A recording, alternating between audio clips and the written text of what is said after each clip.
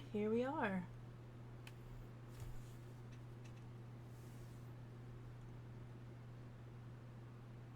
We're live.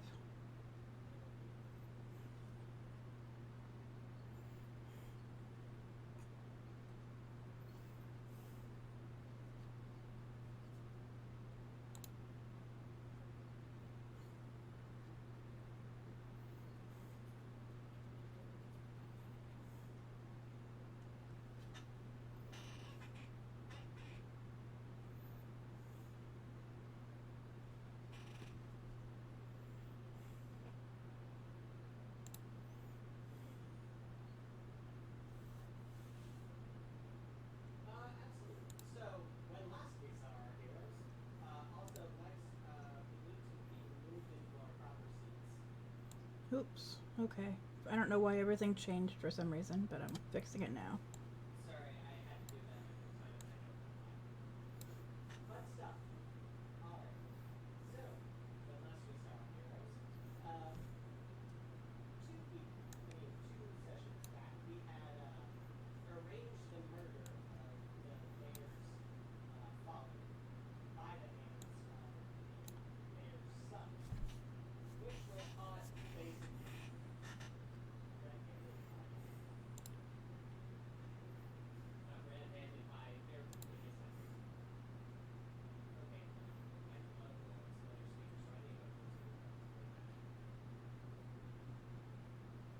Sorry. A little bit of bleed over.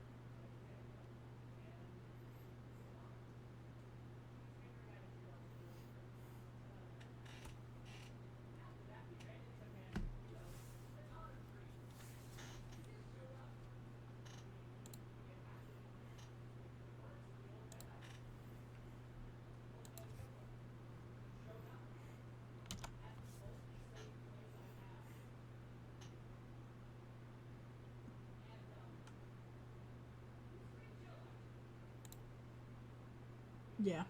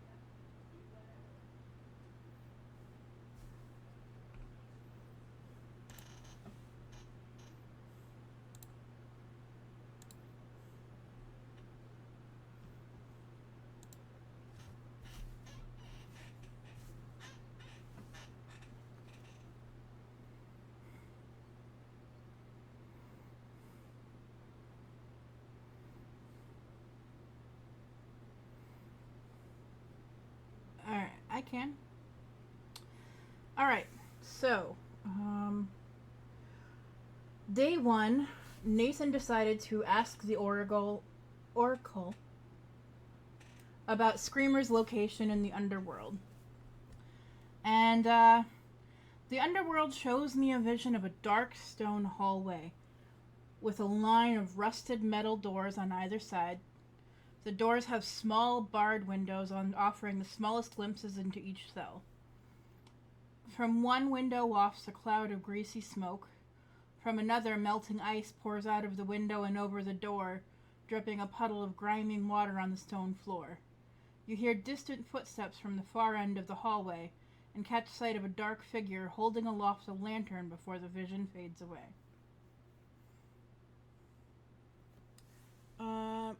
You only hear one person? Why? Tell me that didn't just... Is everything all right? I'm on an ad. Somebody else is going to have to check. Oh. Give me a sec. I swear to God, if I have to do that all over again. Is everything all right? 1, 2, 3. Is it on now?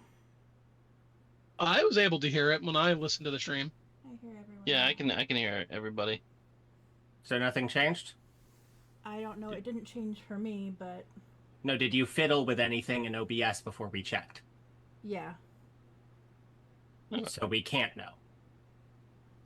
It doesn't matter. It's working now. The question is whether that whole thing I just did was me mouthing to empty air, Tibbs. And I can't know that because Lex messed with the settings before we checked. I'm sorry. Please wait until we check before. So what did you change? Just real quick, did you unmute something? Was I changed desktop audio muted? If you would let me answer. Desktop audio was not muted, it was default, and I swapped it to headphones. Okay. But default was headphones, so... Okay. We'll figure it out in post. Yep, let's just keep rolling. In case anyone couldn't hear me, we can do a separate recording and pop it up on YouTube. Yep. Yeah. Okay. Anyways, hopefully all that was audible, and if not, we'll catch it up later. Anyways. Day 2. Go ahead. I just said go on, that's all. Day 2. Figure out who the side quests are for by going back and finding people whose requests I have so I can get more information and solving them. Ghosts apparently don't usually remember their names. You're able to get the titles and nicknames that the ghosts go by, which will be useful in connecting the ghosts with their requests with some research. So we're going to set our historian and our journalist on matching those up. And then day 3, I went to hunt for my grandfather's memories, preferably of my grandmother, in the underworld markets.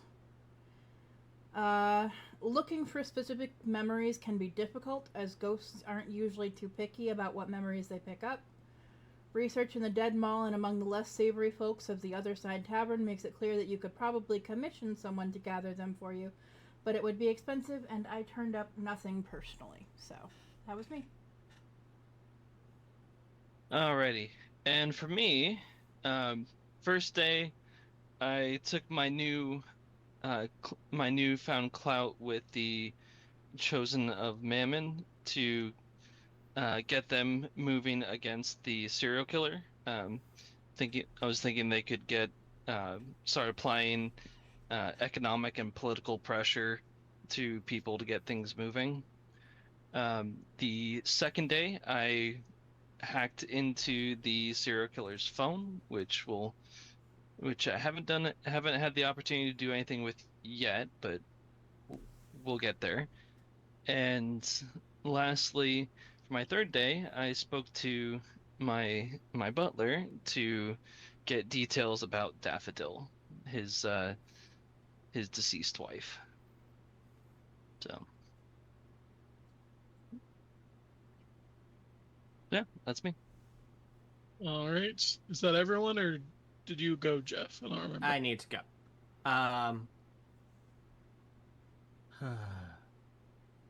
So, for the anyways, for the first thing we've got, I showed up at Dee's house and asked if they knew any way to rob an Eater of the Dead of their power. If not, how I could get strong enough to square up with him. I offered whatever it took to get the info, but they were pretty generous with it. If they've fully descended into abmortality, they would have a bane like a ghost does, but that's not a guarantee that they've done that. For the killer to have such physical power, he's likely steeped himself in the powers of the underworld, but I can do that as well. If I build up essentially my power stat, I can also increase my physical stats. So I can get stronger than a human being is allowed to be if I'm willing to throw some juice at it. Yeah. Second thing, I ran the rituals as per usual, and then I spent the day hunting down information on the founding families with our historian and started building the family trees. For that, the founding families, the Kimballs, the Campbells, the Doyles, the Dibblers, and the Kinnisons. And Fred Ripley is happy to start digging up the information for me. Off the top of his head, he mentions that he knows Tiberius Kinnison was part of the original group of settlers, my direct ancestor. He was notable as his remains were never recovered after the first failure at establishing the town, like the rest of the settlers were. So that's interesting. Lastly, track down old John Walker, see how he's doing, see if he still wanted to do the whole Geist thing. He's back up and kicking, though he seems more content to stay at his cabin for now. He tells you he'll consider it. So we might have somebody to go take over Gretchen's body. Should be fun. All right, so that covers everything. So, Friday, December 22nd, 2023. What are you guys up to at the moment? I believe we were headed to see John Walker, correct? Yep. We'd headed up the mountain to go see Mr. Walker. The time Mammon gave you for the death was 11 p.m., so... All right, so you're heading up to the cabin to see old John Walker. We'd Yep, like to headed give up. us- Sorry. Go ahead. We headed up right after school. We got to make sure we've got something sorted out by that time. Yeah. So, you head up to the mountain and to the ruined cabin that's haunted by the Geist, old John Walker. You arrive to see the Geist sitting out front on the porch of the ghostly cabin overlapping the mortal ruin. Having had enough time to recover, he is looking much more hale and hearty, being much more whole as well. Good.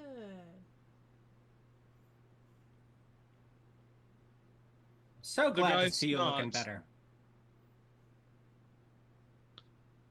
Well, I'm glad to still be here, he says, smiling wryly. I thought that was about to be the end of my afterlife. Thank you for getting me up here. No problem. Glad you were able to recover after a rest. So, I came up and visited you the other day about whether you wanted to still pursue taking another visit back to the mortal plane. Tonight's going to be the night. Is that something you want to do, or should we go talk to somebody else? I don't think I want to run into that raincoat fella again. I'm afraid that we are on a direct collision course with him, so that's probably what's going to happen. All right. If you want to try to get John Walker on board, you're going to need to make some sort of persuasion roll.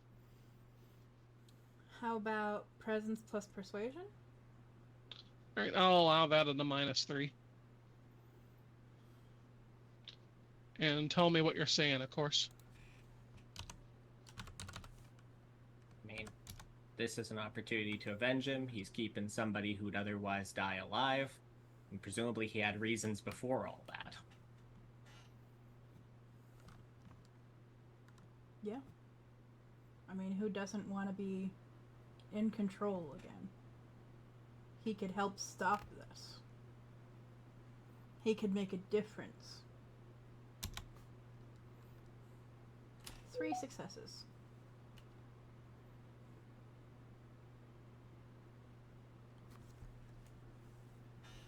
He looks down at one of the old bottles littering the ruin of the mortal cabin and takes a deep habitual sigh. Well, he says, when you put it that way, I'll be willing to show up, yeah. Be good to have you on board. But yeah, we want to make it so he stops doing what he's doing, both to the living and the dead. We've got everything we need to start moving on him. And I want to make sure that never happens to you, to anyone else around here. And, I mean, right now he's trying to sink the town under, so it's gonna matter for everybody soon enough.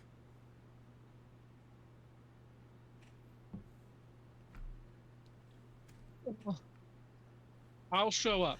You gave me the time and the place, right? Yep. Yep.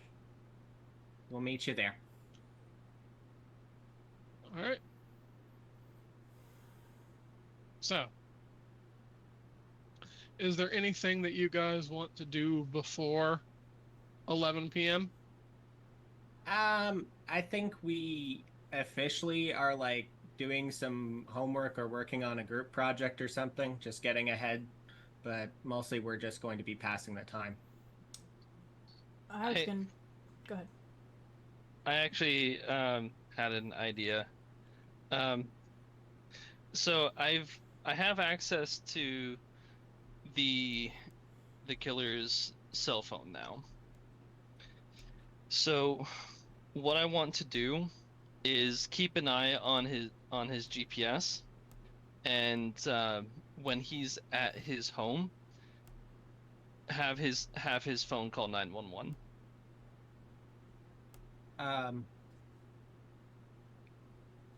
Alternate idea. Okay. We don't know if he's got any evidence at his place, but you could make it so that his phone starts just openly recording at all times and sending that to a server or something for us to look over. That might get us some information without potentially, tipping our hand quite yet. And yeah, so that's what I'll do. I'll get his phone to basically start recording and sending the audio to a server, and if there's it also set it up so that I'm notified if he gets close to one of the locations that we've pinged as a possible murder site. Good idea. Yeah. Or if he sets his GPS, like his Google Maps, to navigate him to one. Smart. And I did have one other idea while we were here. I need to go to church.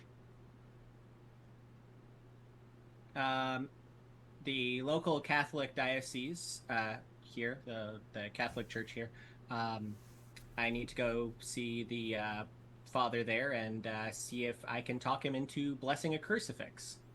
I am pretty sure that it would take almost zero time for any human being wishing to get a crucifix jewelry on hand in a town that of more than 100 people would be about zero. So I'm going to stop on the way to do that and see if I can't talk our priest into blessing it.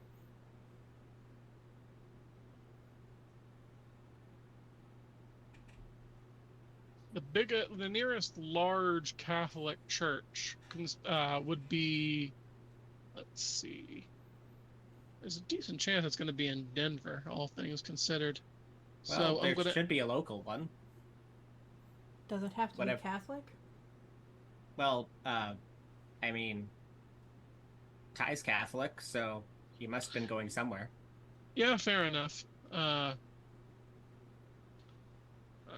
So let's see. You want to stop by there and get a crucifix blessed? If I can. I think it's probably a weird thing to ask a priest in the middle of his work day, but I mean, shouldn't be too hard to talk him into. I mean, I don't necessarily think it'd be all that weird. Isn't that part and parcel of what they do? Probably. Probably. I'm gonna be real with you. I'm not Catholic. All right. Well, make me a persuasion roll. Sounds like it. Alrighty. Okay. Well, I'm no good at talking to people, but I'm gonna take the swing anyways. Opening up ties. Totally had this ready. I thought I did. Alright. Everyone, this is just the best, most well-prepared session you've ever had. Doing a great job today.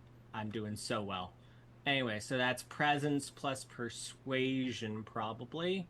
So that's going to be a grand total of 1 dice. We're going to make that 4. And hope. I managed to grab the wrong die roller. Fun. Okay. Why do we have 2 in here?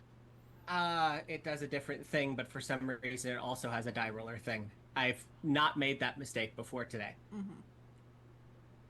Just frazzle.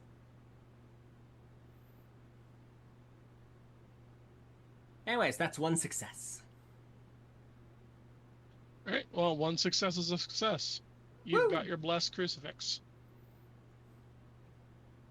All right. Nathan is doing something completely different. While everyone else is doing something helpful, he has decided to go shopping for holiday presents because we're 3 days away. Seriously? It's December 22nd. Fucking hell. Well, 2 days until El Tai goes shopping for Christmas presents. Kenny, if I roll some dice, will you tell me what Nathan picks out for Ty and Ethan? Sure. Is this a chance die thing, or what do you think? Yeah, probably. Alright, this first roll is for Ty. 5.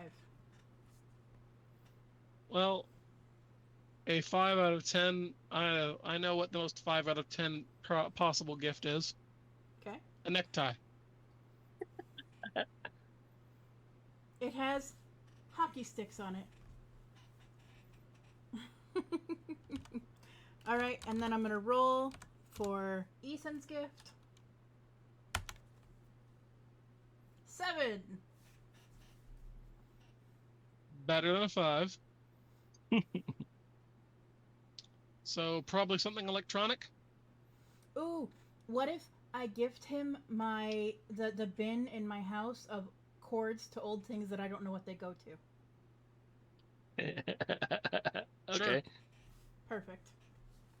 You've got some vintage cords in there. Vintage proprietary cabling. All right, what did you want to do, Ethan? I'm gonna do some online shopping for Christmas because I guess it is that close. So, but I'm going to instead try a intelligence plus empathy roll to find good gifts for them. All right, that makes sense. Tis the season, I guess. I still would have only had one die to roll.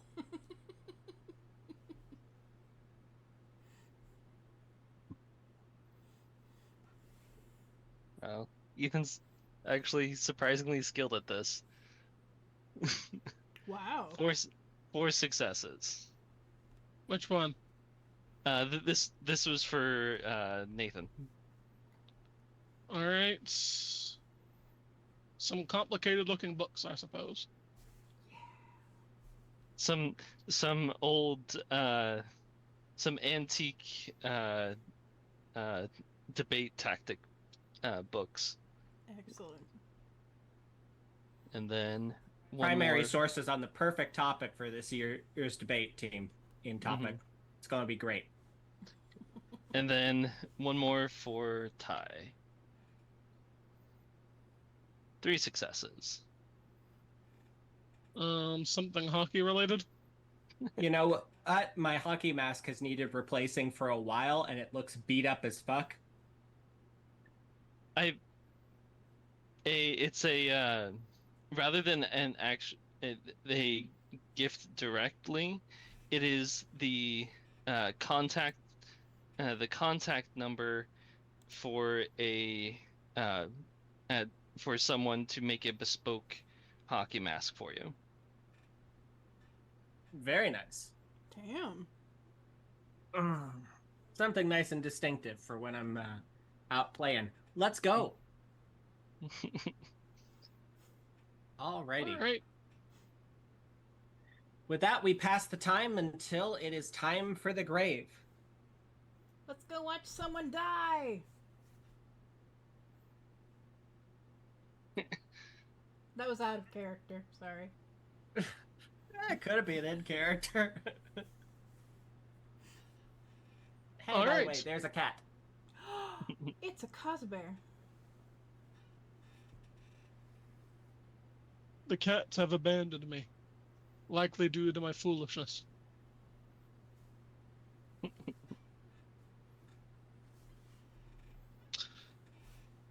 Okay, so Mammon gave you a time and a place. 11 o'clock, up in Dead Man's Curve.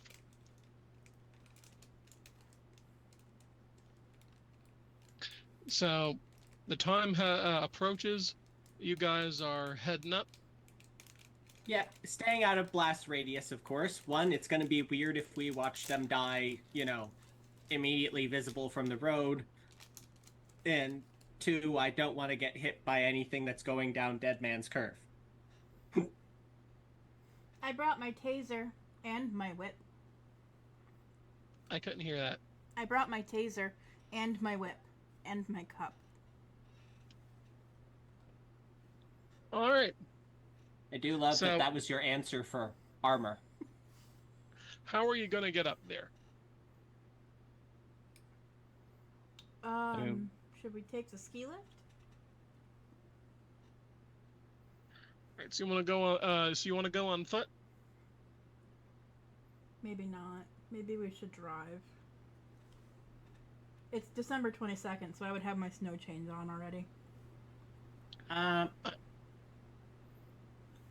I think we're gonna go there on foot for one simple reason. I don't think there's going to be a good place to park by Dead Man's Curve. Smart.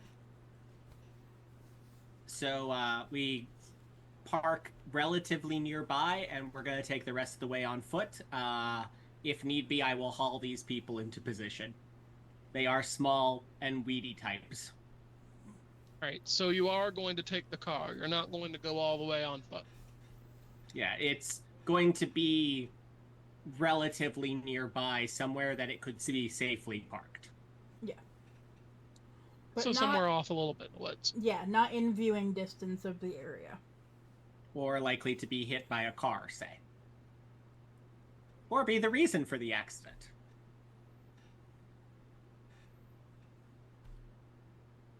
Okay.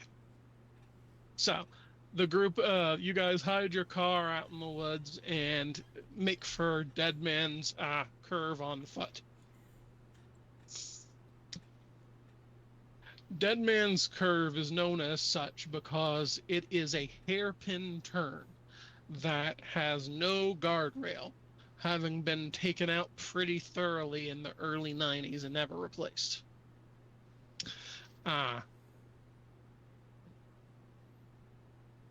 Some say that the ghost of the man who crashed through that guardrail still haunts this area to this day.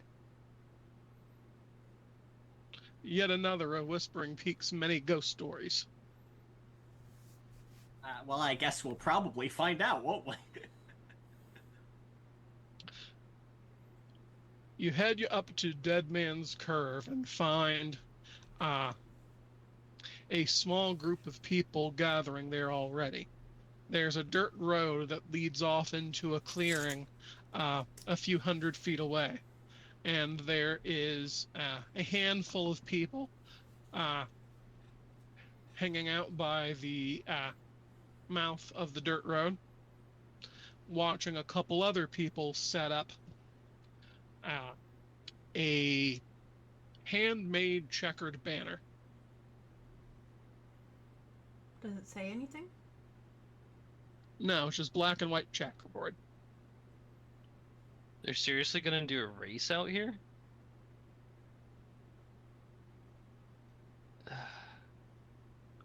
Okay. It's called Dead. We're Yes. in the car. The folks who are waiting by the mouth of the dirt road, you can see that there's a mixture of ages amongst them. Some as young as the teenagers, some as old as their 40s. The older ones are carrying alcohol in the open. The younger ones are carrying nondescript bottles full of liquid.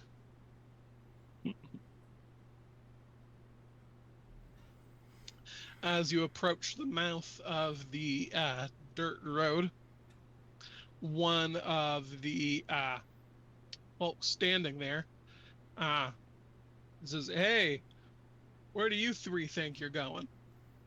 He turns around and says, "This is a private party.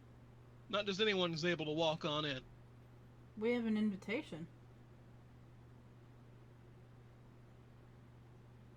Wait, sorry, I said that wrong. Can I wreck on that real quick? What did you want to say? We were invited. How else would we have known to be here, dude? All right. I'm going to need either a deception roll or a single chance die. All right. Can I do... Who's good at lying? I have persuasion.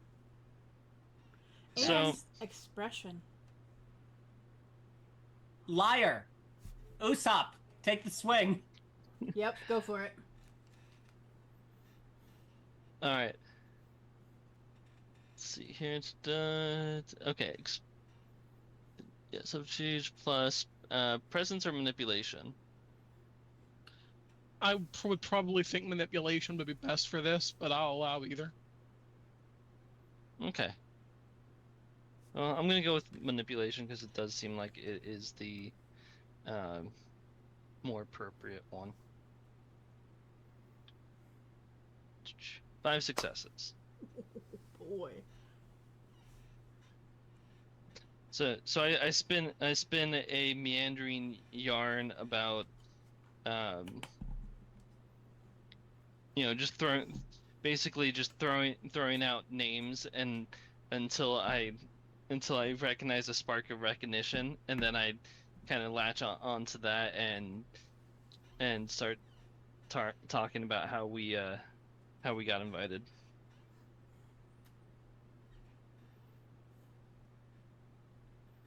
Okay, so you just want to toss out names at random? Yeah, just kind of like I'm telling a meandering story about how we got invited, and once I recognize once I see a reaction that looks like, oh, that it makes sense that they would invite someone, that's the name that I go with. No last names, of course. All right.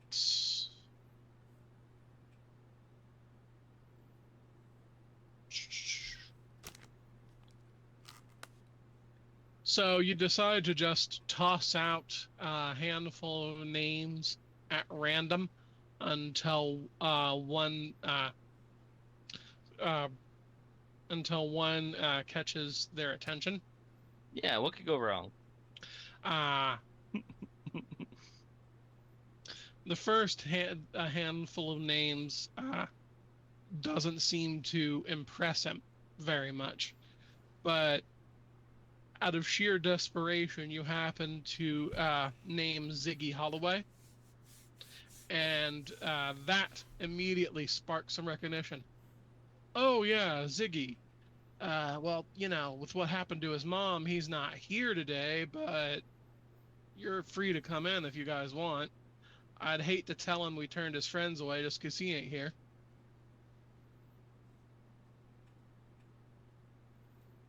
Alrighty. Have you? All right. Um, I nod graciously and start moving forward.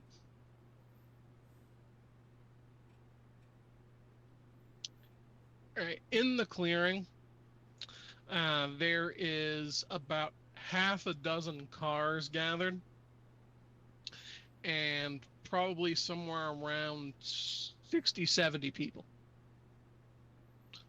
There's music playing, drinking both under and of age, and a lot of hype for an upcoming race. I reach into my bag, pull out some water bottles. I'm in sports. It makes sense I'm carrying them. I hand them to everyone, say, visibly and obviously drink these. So I grab one and kind of swash it around between each drink. So, just to make sure everyone's clear, we are drinking water, pretending we're drinking alcohol, so we fit in with the other kids who are drinking alcohol by pretending to drink water. Nathan is not quite certain why we are drinking water to fit in. So he tips back the whole bottle and belches. Big spender. I lean in. So I need you to understand something. Everyone here is getting drunk. And if you look like you're drinking that fast, everyone's going to assume you're going to be face down on the ground in a couple of minutes. So I'm going to need you to nurse this next one very slowly. Oh, wow, big spender! I clap him on the back and hand him my bottle. I'll say, take this one a little slower, man, otherwise you're not going to make it. Nathan leans back in and goes, "We're not old enough to drink." No one else is. And Ethan's over here and it's like, dude, guys, just don't make a big deal about it. They don't actually care whether or not we're drinking. No one does. Just don't be stupid. Just be cool, okay? Anyways, so I'm gonna go figure out which car Gretchen is in, because that's the one we need to be watching. All right. Ideally, without interacting with Gretchen. So in that case, we're gonna be, let's see. So, hey guys, very important thing. We need to be on hand to she's alrighty, folks, Gretchen, as quickly as possible. Yep. We need to make sure nobody sees Gretchen's corpse. Everybody got that? Yep. Yep. We should, while everyone's waiting down here at the finish line, we should start getting closer to Dead Man's Curve so that we can really see the action. By the way, Tibbs? Yeah. Can I have you on hand for potentially obscuring views with your traditional superpowers? Do what I can. Do we have a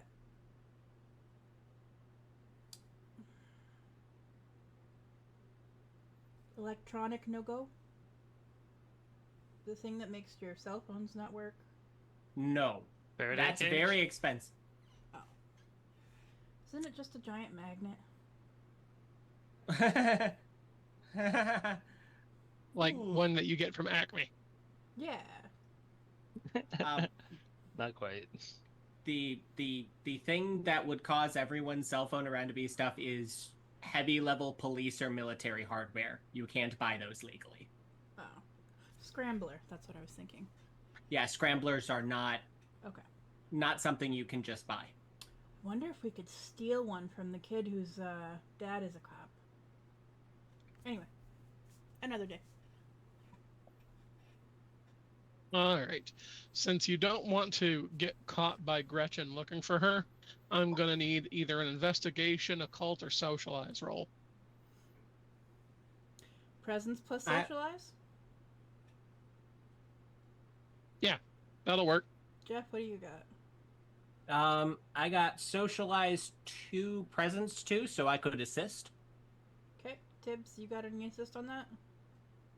I have 0 in socialize. Okay. What's your presence like? Plus 2.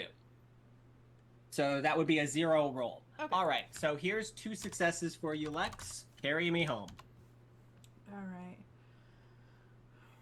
5, 6, 7, 8, 9. 3 successes.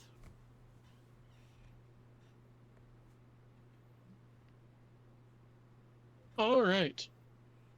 So Nathan goes around the gathering and speaks with people here and there, getting some information about the racers.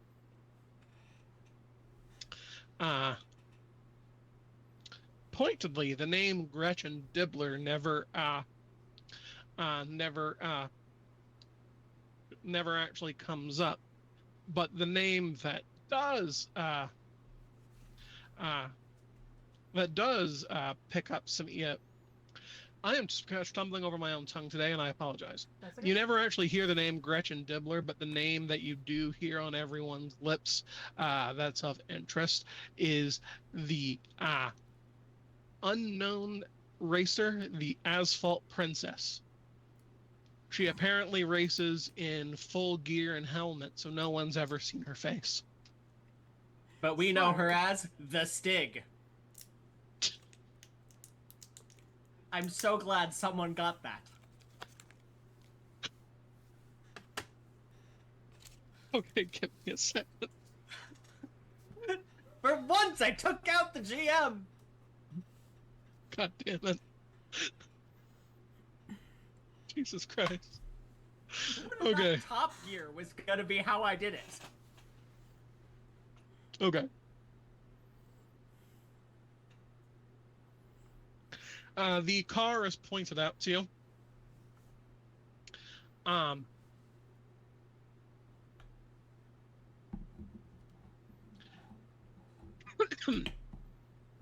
Bear with me just a moment.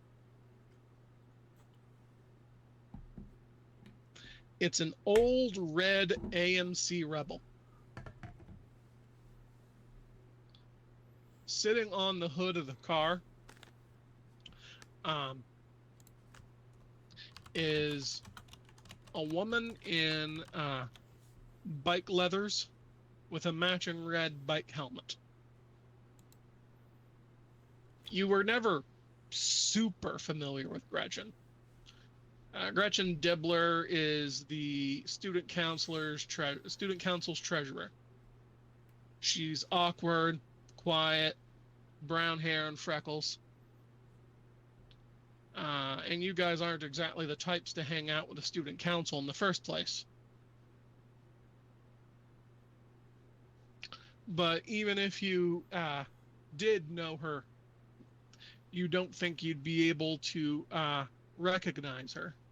The demeanor of the person dressed as the Asphalt Princess is completely different Instead of someone awkwardly just existing, this is someone who is in their element. I love this already, and I'm very sad that this is how she's going to die this evening. All right.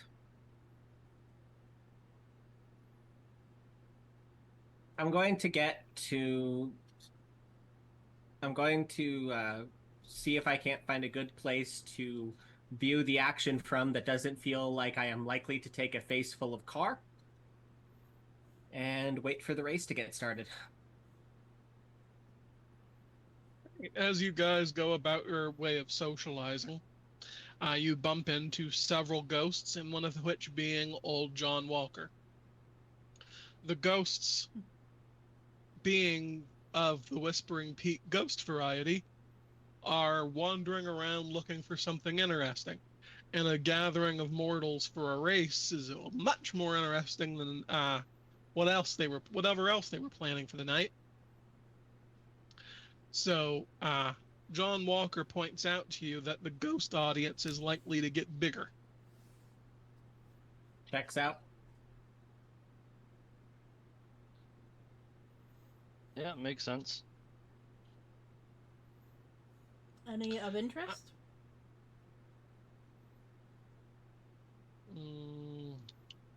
I would say make an occult roll, but you guys can just look at a ghost, I suppose. Would you like a perception roll, perhaps? Yeah, perception or occult sounds good to me. Can we each make one? Yeah.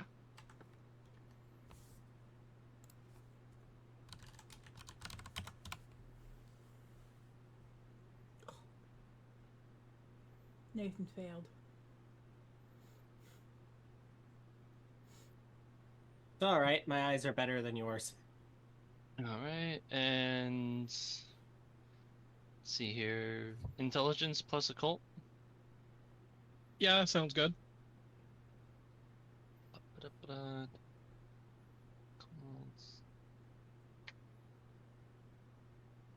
Six Damn. successes.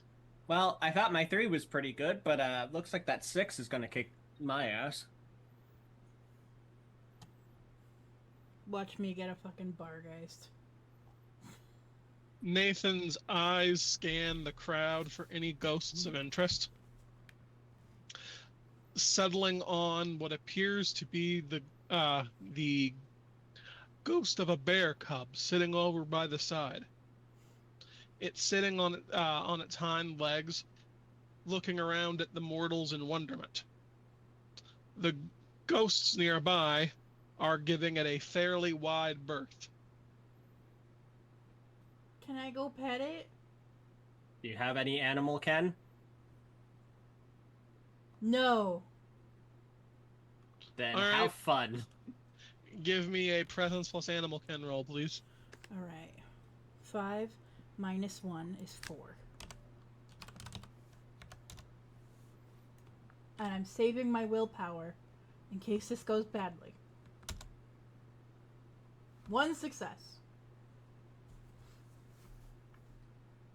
The ghostly bear cub seems more surprised that you can see it than anything else. You're able to pet it for a solid 10 or 15 seconds before it nips at your hand and runs off into the woods. Okay. I'm happy. And that does answer the age-old questions. Does a bear haunt in the woods? Ty is looking around at the racers, and attendees, and of course, the ghosts. The one that catches his eye is a ghost that reminds him an awful lot of the Asphalt Princess here. From what you can tell, you're looking at the smoking ghost of someone in a leather jacket and a cracked racing helmet. There are patches of the leather missing, and you can see bones below them. the ghost is staring intently at the racers, whereas the other ghosts are mingling with each other, discussing what's going on, and in general, attempting to have a good time. This one stands there as if bolted to the spot.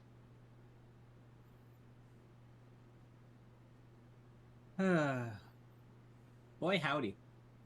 We have another ghost trap? No, didn't bring that with me. Also, No, I meant, is there another ghost trap here? so straightforward question. Is where this ghost in particular standing particularly close to any knot of, like, normal people? He's standing as close to the racers as he can get without alerting them to his presence. Okay. Well, I might have to go over there and see if I can't introduce myself then. Nathan, you still busy? No, the bear ran away. Gonna need you to come with me so it doesn't look like I'm talking to midair over here. Oh, okay.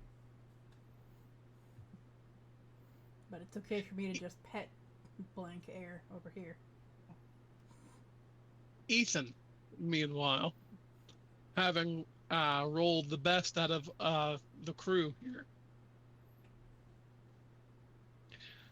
notes something just past the circle of light in the trees. Uh-oh. A ghost taking the appearance of a blackened skeleton wrapped in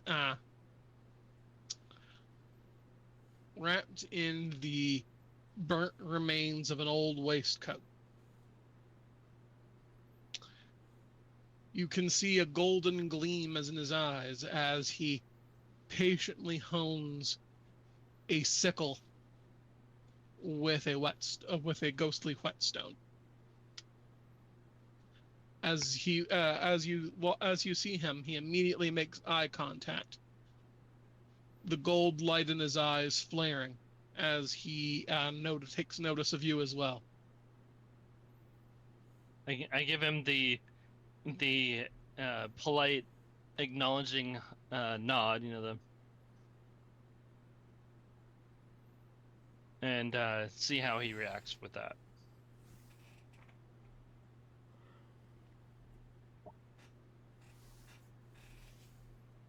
So we got a reaper here, is what I'm hearing. The skeletal ghost stands up and makes its way towards you.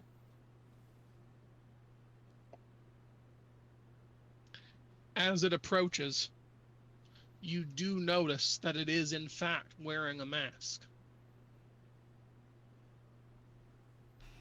This mask is simple.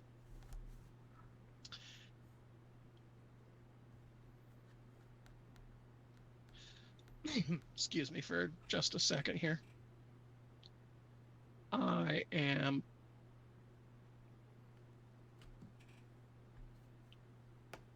not as prepared as I should have been to date.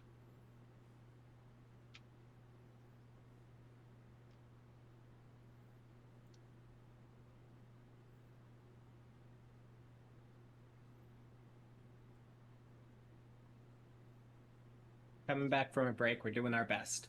So, guys. Okay. The mask is black with the dark gray outline of a peony flower.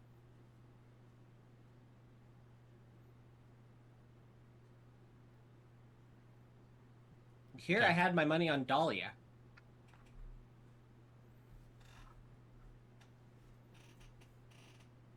No, but whatever. I got it. I'm just thinking. So, Yeah. Are you alerting anyone to what's going on here, Ethan? Well, right now I'm interacting with a Reaper, so not yet. Well, scream when you need us. Yeah. I'm far more interested in what's going on with Ethan than anything that's going on in my end of the woods. So, Ethan, what do you do as the Reaper approaches? Well, to make it look like I'm not talking to myself, I pull out my earbud and put it in one ear, and kind of turn, turn and watch the festivities as he approaches me. The Reaper stops short a couple feet away from you. He inclines his head. You can tell that he's wearing some type of hood that has been inexpertly attached to the remains of his waistcoat. The gold light in his eyes flares. The master told me to expect you tonight. Yep. Oh.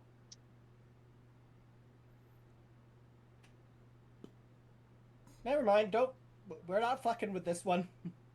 So, the I motioned to the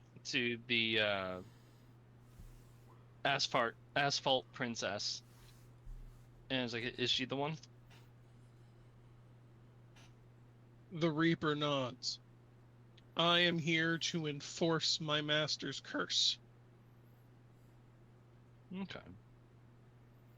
The Dibbler bloodline ends tonight.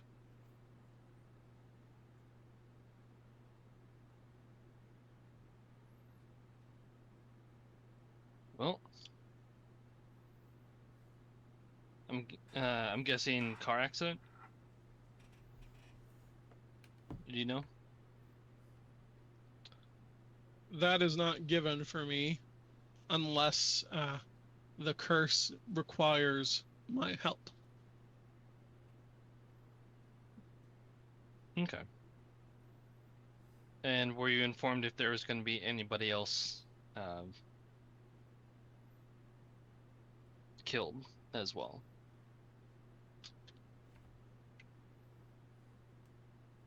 No, I don't know. You don't know? Okay. Well,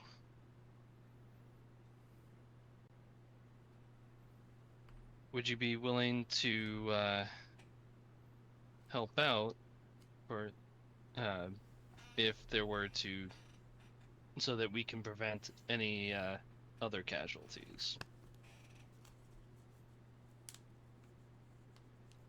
That isn't my job. I understand that.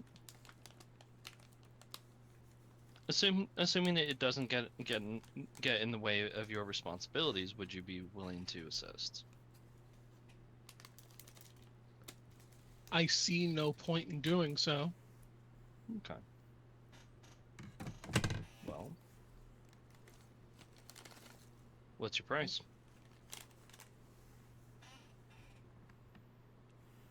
That seems to surprise the Reaper. Price? Yeah. If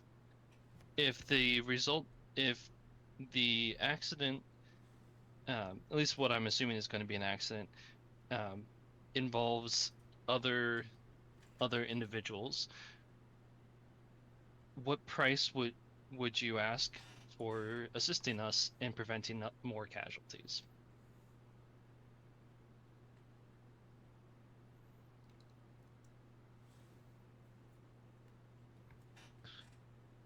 The Reaper looks completely taken aback by the offer. He holds up a hand and says, "Allow me a moment to think. While I'm thinking, I want to ask. Mm-hmm. My master has told me that he gave you the time and place of this death as a gesture of goodwill. Yes. And you are here. Yes. What do you intend to do? I need to know if we are going to be working at cross purposes. Well, last I heard, we were still looking for a heart for a young girl. That doesn't involve the soul at all. I know, Jeff. I know, Jeff. So you're lying to him knowingly. So, in that case, I'm going to need a deception roll. Thank God it's you and not me.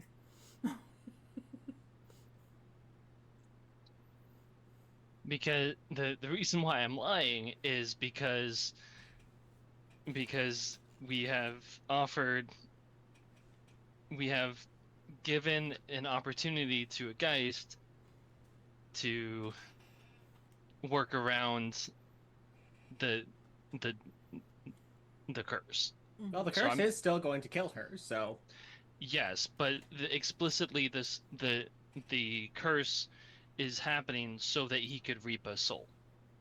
And by having the bargain go through, he's not going to get that soul. Fair enough. All right, well, get everybody ready to... Oh, Lex, you are carrying the binder today, right? Uh-huh. Because we gave that to you in the special way. Mm-hmm. Because that was always the plan for this evening. All right. So you good. use the confer regalia ceremony? Yep. They're carrying the binder in their backpack, which means that their ghost is currently operating at a rank up for the night. Woo! All right. And am I so presence plus subterfuge? Yes, please.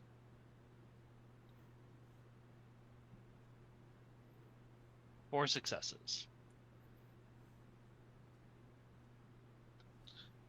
All right, so just to make sure, because you never actually gave me your regalia, at least not the text of it, it's the imminence effect that you're using? Yes, I'm sorry. I will write it down in detail if that's what we need. A Sin Eater, Ghost, or Geist member of the crew donning the regalia gains +1 rank. The living and others who don't have an effective rank are treated as rank 1. Resolve. Give all lower ranked entities that can see you the beaten down tilt. Which basically kicks them out of normal combat, and if not, they have to make willpower rolls to swing back at you. Does that include So what? you? So what rank is your Geist? The 6. Prom Queen? 6. So this would give you an effective rank of 7. Which puts you up with some Chthonians, I believe. Think you're swinging like a Kerberoy at this point. Way to go. All right. So getting back to the matter at hand. The Reaper in the peony mask nods. You may do with the corpse as you wish.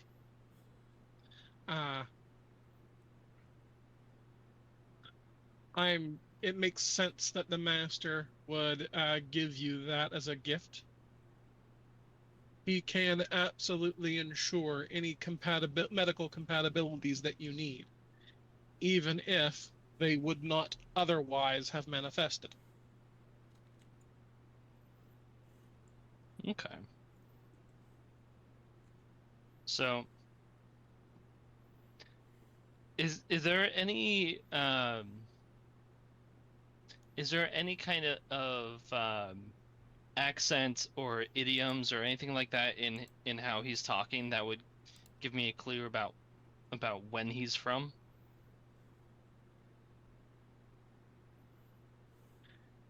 he does have a bit of an old-fashioned lilt to his speech, and the burnt remains of his clothing remind you vaguely of pictures you've seen in textbooks from the late 18th century. The late 18th century. 18th century. Okay. Well, how about, once again, assuming it's not going to interfere with your duties, how about in exchange for your assistance in preventing casualties, I will bring you a full pound of sugar. I have no need for anything like that, says the Reaper flatly. Well, what do you know? Well, The Reaper cocks its head at you and says, I am, however, curious. Mhm. Your bloodline does not originate here.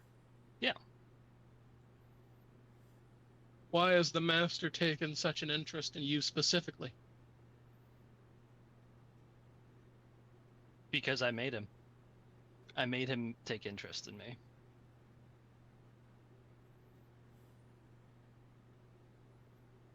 Make an empathy roll. Intelligence or wits plus empathy, please. Yep.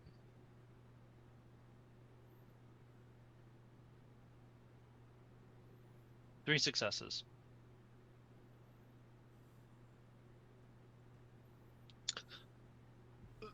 The Reaper has maintained a composed, professional air when speaking with you.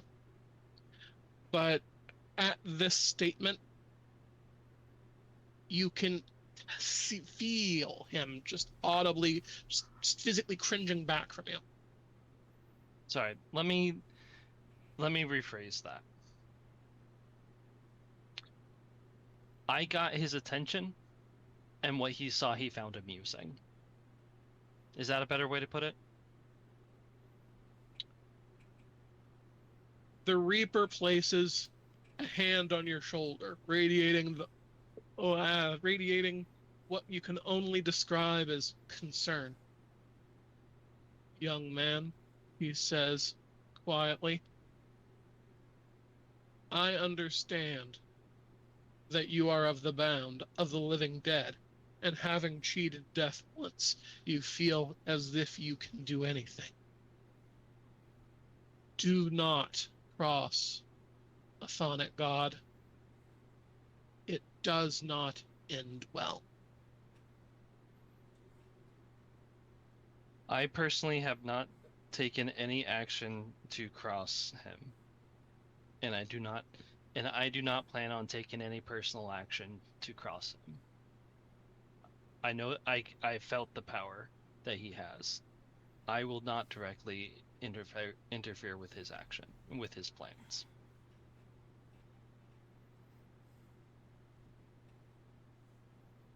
The Reaper nods. He takes his hand off your shoulder and turns around.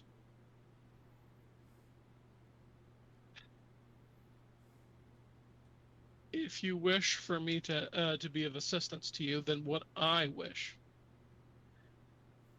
is assistance from you in another matter. I know this place, but I do not remember my name. Find me, please.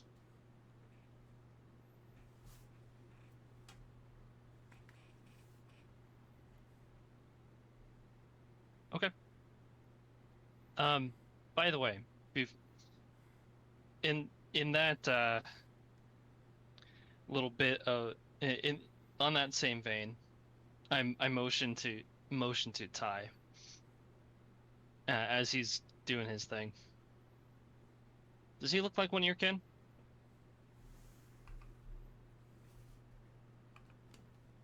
I'm going off a hunch here.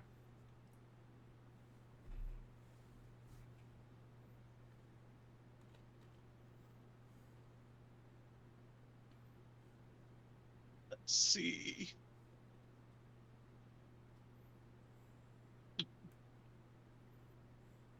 That's gonna be a hell of a swing if you hit.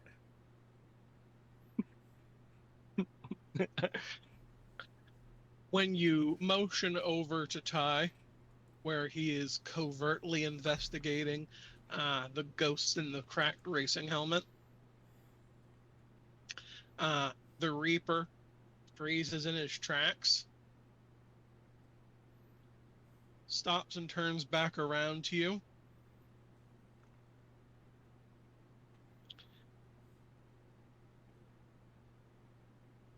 And looks down at the ground beneath, under his feet. Young man, I do feel some pull towards that one of the living dead. Okay. Well, looks like I have a place to start then.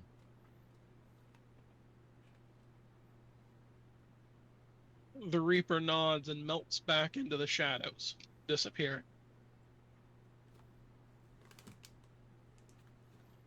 Holy crap.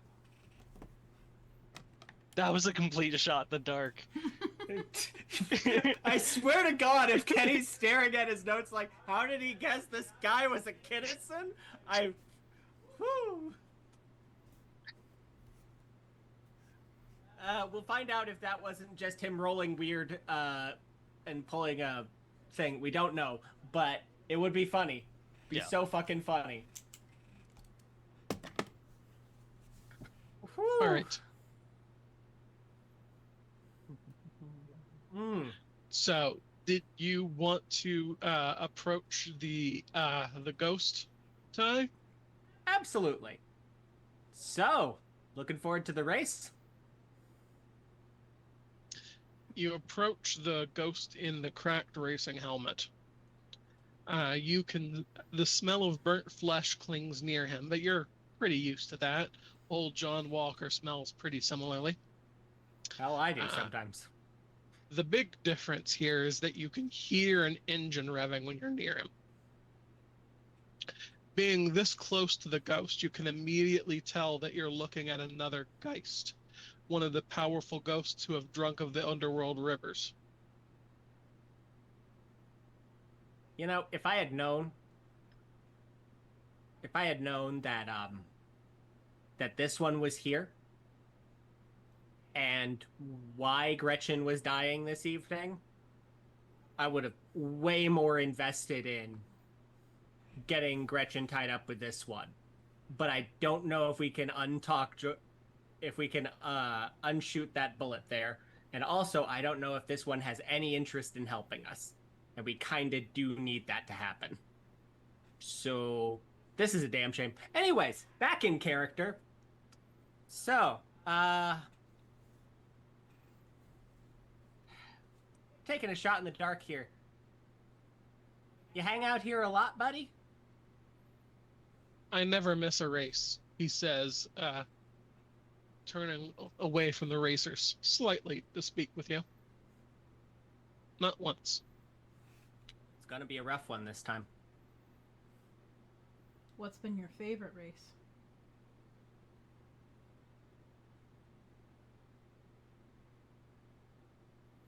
It's not something you should ask people.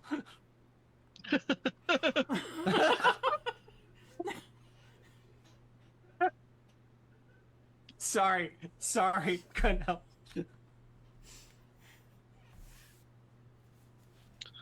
The ghost turns further around, looking at the two of you with its completely blank visor. You can't get a read on it.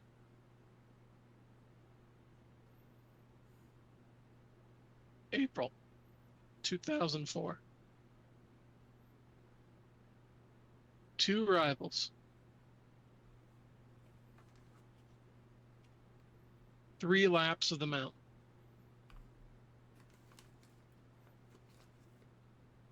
It was so close. Nothing makes me feel alive like seeing a race like that.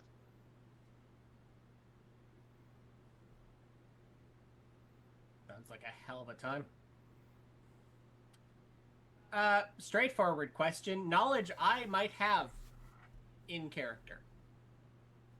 Was that around when I remember the bad thing happening at Dead Man's Curve that caused us to lose that guardrail?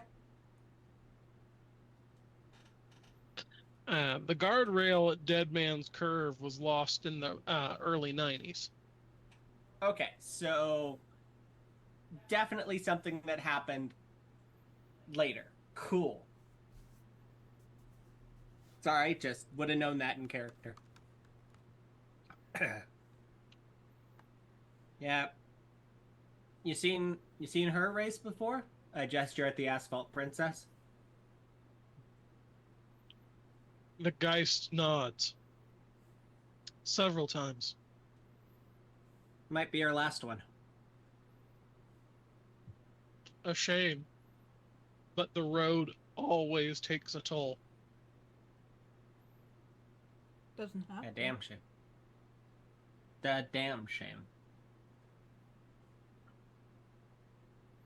You miss racing? Sometimes I follow the racers. It helps to pretend that I'm with them.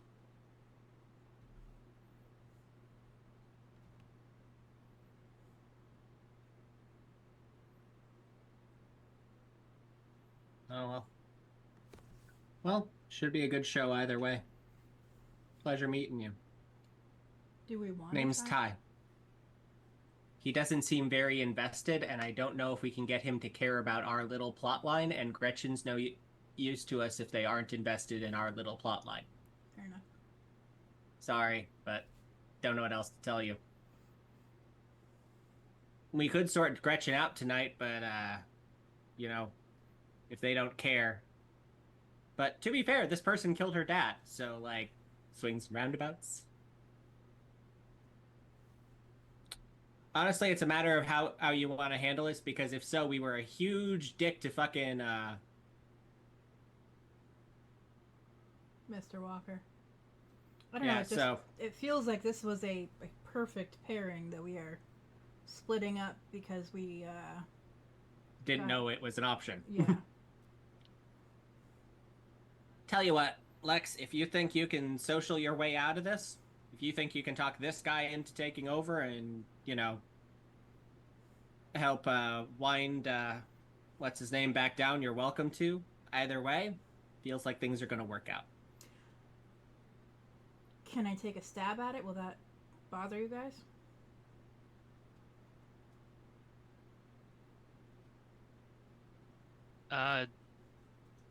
It's not gonna bother me.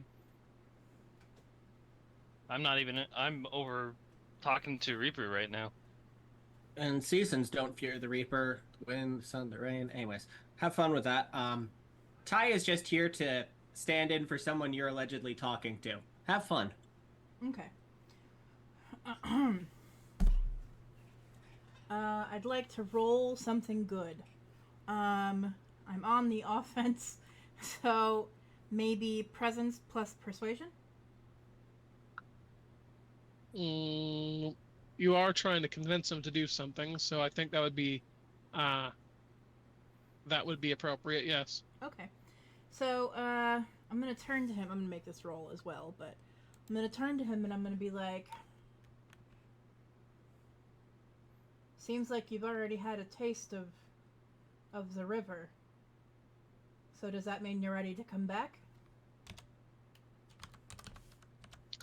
The ghost turns to you, its visor shining, and says, "There's no one to race on this side, so yes, I drunk from one of the rivers. I would dearly love to race again. I do like to follow the racers, pretend I'm there with them. but it's not the same. How could it ever be the same?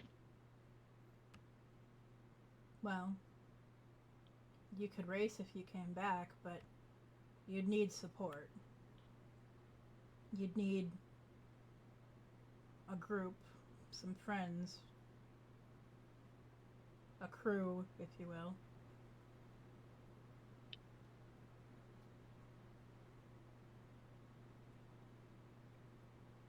I've heard from some of the other ghosts in town that there were sin eaters operating here again, but I didn't know that you were recruiting. Not openly, but for someone like you, it could be arranged. As long as you're willing to work with us. So I do want to go ahead and ask you guys out of character. I had this since this was one of the original 9 Geists that I wrote up for the game. I had him down as a potential replacement if you didn't find anybody who would be willing to do this. Mm-hmm. Do you want the Phantom Racer instead of John Walker? It's just the Phantom Racer pairing up with the Asphalt Princess seems way more perfect than anything else we could come up with. We thought we needed to source somebody, and that's why we were panicking. John Walker seems, at best, mildly interested in this. And we kind of forced his hand. Whereas Gretchen is probably going to be able to be talked into hunting down her father's killer? I don't think John Walker is going to take it too hard if I go and persuade him and be like, hey, this is not the right fit. Or just say, listen, dude, do you really want to do this? You seemed nervous up on the mountains. If you're not sure, it's okay. But I don't want to force you back into it. We wanted to give you the shot. Let him make the choice. And if he bails out, we can go from there. I don't know. I feel like we can let him choose to not be here if he doesn't want to be here. And if he does, then I'm invested in letting him come back. He seemed to have a reason. But I'm sorry, it's like getting the 2 athletes back together with me and be aggressive, or, all that. It fits better story-wise, and I didn't know it was an option. Yeah, you guys have sort of managed to artfully not go anywhere that I had him set up as an option to be multiple times. We're very good at missing things. We're super good at it. It's one of the better things we have. Also, we could not have known he was a good pick until tonight, because we didn't know Gretchen was a fucking racing goddess. How the hell were we supposed to find that out? She's very clearly keeping a secret from fucking everyone. Yeah. Could have talked to her. I'm not gonna You had opportunity. You had her name for a while. She's part of the student council, Kenny. That's why we got the dork. We thought, let's grab the intelligence-based one. That's perfect. Well, do you want to try to convince John Walker to cede his claim? Or do you want to talk to him and see if he's interested in the first place? Yeah, I'd like to talk to him and see if he's interested or if he would like to get the fuck out of here. Yeah, well, we now know who to show him and who it is. We can say, listen, this is what's going on. Are you interested in getting back? We know we put a little pressure on. We were just trying to make sure you had the first call if you wanted to come back because you were actively pursuing something. If you don't want to be here, you can get out. And if he does want to be here, I say we let him have it. We already did this. It's super weird to pull back on that. Yeah. You find old John Walker near a trash pit that's been hastily dug. He digs around amongst the refuse and pulls up a cast-off can of beer, popping the top and taking a sip. He nods as he sees you head on over. So, you see that girl over there on the hood of the car? Yes, sir. So, that's tonight's unlucky victim. So, I want to make sure before we go any further. I felt like we accidentally, and I do apologize for this, put on a little bit of pressure when we were talking to you last time. That was not the intent, but I feel like it definitely came off that way. You've had a lot go on, but because you were one of those we knew, one of our friends, and somebody who'd actively tried to get back to the world of the living, we wanted to make sure you had the first call. So, clear light of day here, with the lovely racer ahead of us. Do you want to come back with us? John Walker looks nervous, as far as you can say, when you're looking into the face of a burnt corpse. Well, he says, taking a sip from his cast-off beer. The first time I was thinking, I haven't bothered to try to make a bargain with anyone, ever, but how do I put this? Sitting up in the ghost of my old cabin, drinking the ghost of my old brew, it's all memories, you know? It's not the same as tasting a good drink with your own tongue. Can't ever be the same. So I was thinking that after I had some talk with you guys, maybe I could try it for myself. Taste something real on my lips again. Maybe even get to look out for that little girl who used to hang out at my cabin. Is she doing all right, by the way? She's doing just fine. We're taking good care of her. She's part of the crew. He scratches at some of his flaky, burnt flesh. I am a little concerned about going toe-to-toe with this killer again, though. Sure, if I'm bound, I'm gonna have more options to fight him with, but you weren't there. He grabbed me like it was nothing. Mortals aren't supposed to be able to do that. Listen. So, I get it, though. I got this close to him once. This close. You want to know why I couldn't catch up to him? The man punched through a concrete wall to get away from me. Now, I ain't no slouch. I ain't no slouch by any.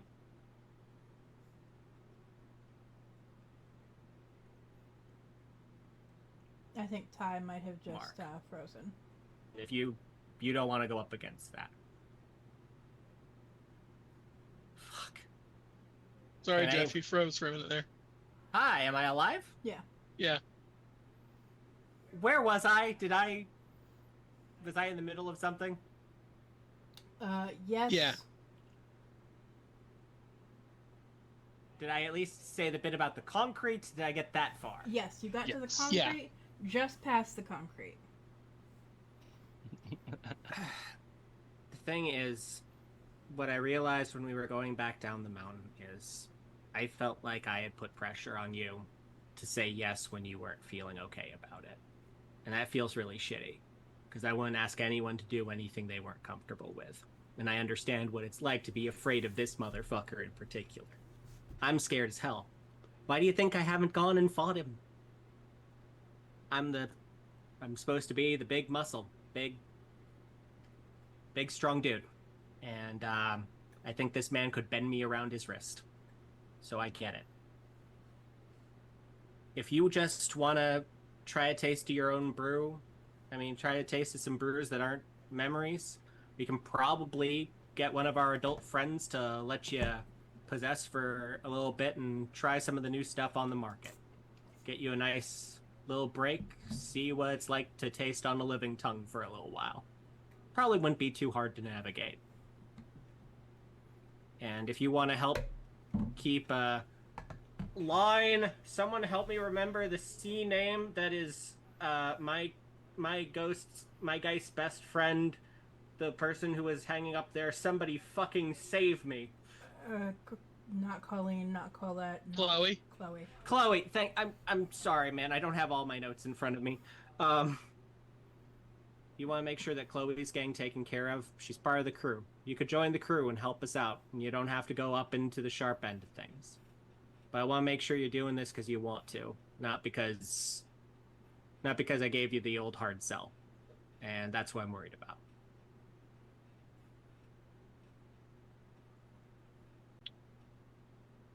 Well, says old John Walk, his eyes cast down on the floor. I guess it wouldn't hurt to think about it a little bit more. Maybe one of your friends from the crew, one of your mortal ones, wouldn't mind if I did a little bit of possession, just to have a drink. Yeah. I think we could probably talk somebody into that. I'm sure there's somebody who's old enough to drink and who wouldn't mind having a visitor. If you like it and decide you want this a little more permanently, we can find you someone who's dying who is old enough to drink. We do have an emergency room around here. People do die for no reason sometimes. Mm-hmm. That is a good point, he said, looking up at the racer known as the Asphalt Princess. You said she's from your school, right? That means she's not old enough to drink. What do you mortals have an age of drinking age now, don't you? I don't know 21. what it is. Like 21. Okay, 21. Yeah. Maybe I'll think on it a little more, but I'll join with you guys and maybe get a chance to have my drink. Thank you That sounds for like a really good idea. Thank you very much for being willing to talk to us about it, and I'm sorry you came down here because we were pressuring you. I hope you'll enjoy the race at least, and looks like there's plenty of booze around. People are killing soldiers all over here, so should keep you in high spirits.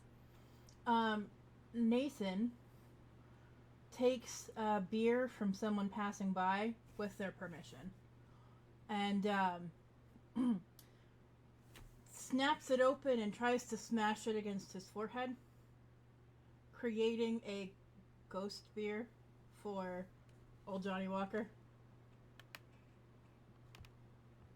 All right, give me a strength roll.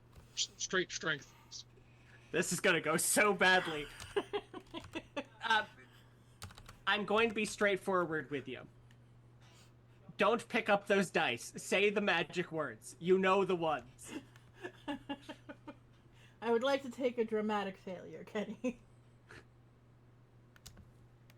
All right. Take a dramatic failure. So much funnier. Take a dramatic failure.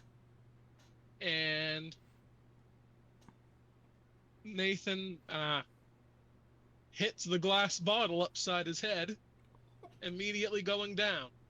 Take 2 bashing damage. On the bright side, the glass bottle does break when it hits the ground. Old John Walker grabs the cast-off tall boy, says, appreciate it.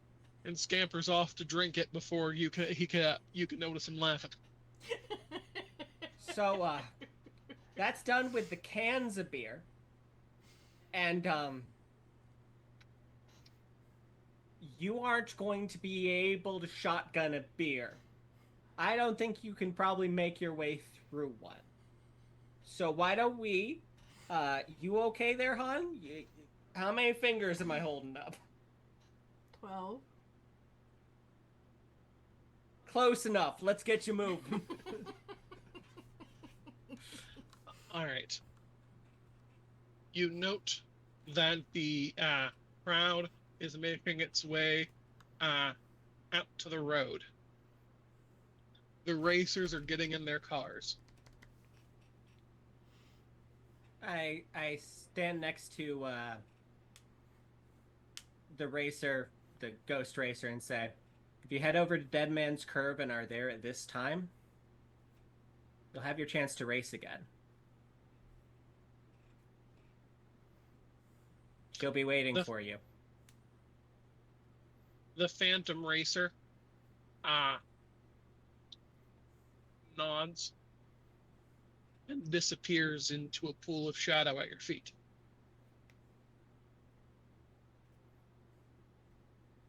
What are you talking about, Mr. Reaper? We just met this man tonight.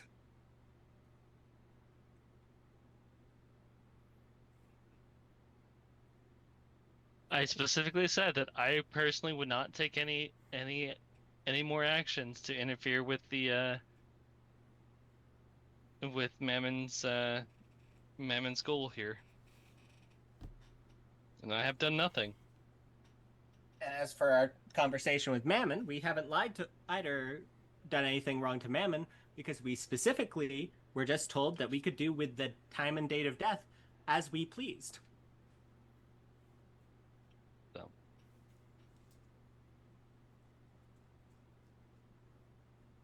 Oh. Jeff wandered off. He's turning on his light.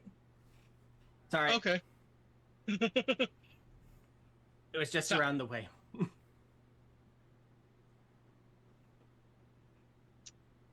The clearing is near to Dead Man's Curve. From here, you can see it. It's about half a mile away. It is not a straight shot. This is a mountain road, and it twists and turns. It would only be semi-visible from this area if the crowd were to stay here. I have a question for you real quick, Kenny. Mm-hmm. It's Colorado in the winter. How's the snow on the ground looking? Oh, it's thick as fuck. The roads are frozen solid. Frozen, you say? Thank you.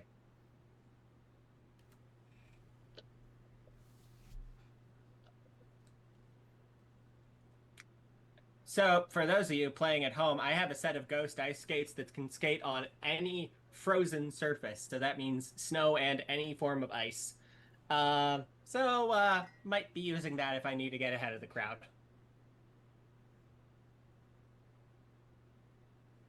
The racers line up. The crowd disperses as far out as they can, lining the road. There's about 100 people here, all told.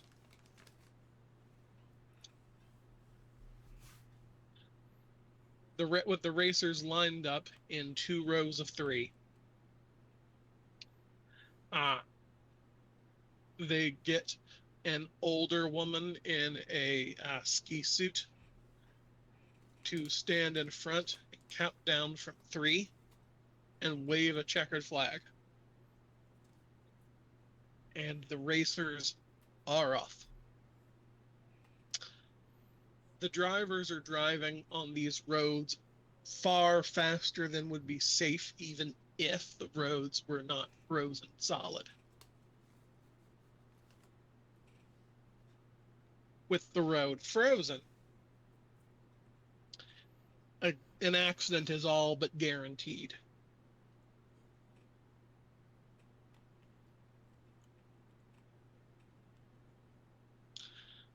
You watch as the racers make their way around Dead Man's Curve. And as the sharp hairpin turn comes up, the racers are doing their best to clear the curve safely. The Asphalt Princess and her cherry red AMC Rebel is in 4th place at this point.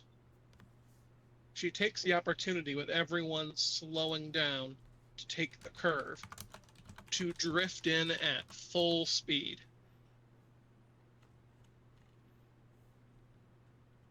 She drifts into the curve, heading there, you would guess from what you're seeing, at least 80 miles an hour,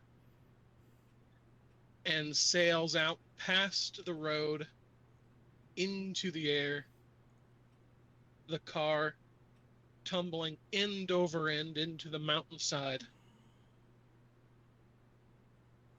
where, unlike real life, unlike the movies, it does not burst into a fireball.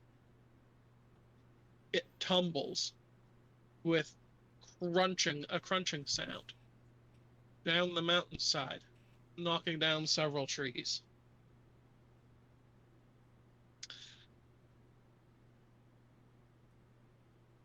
Almost before the accident happens, Ty is in motion.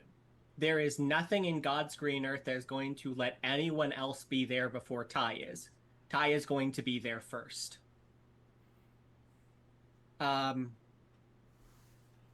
Straightforward question. I would have scoped this out in advance.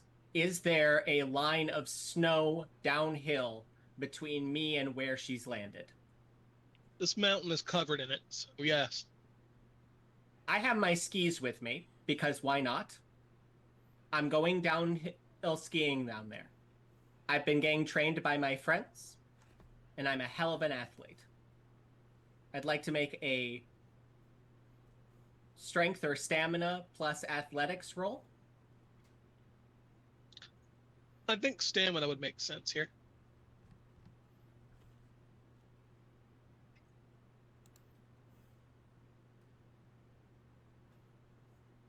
Alrighty. So that is 9 dice.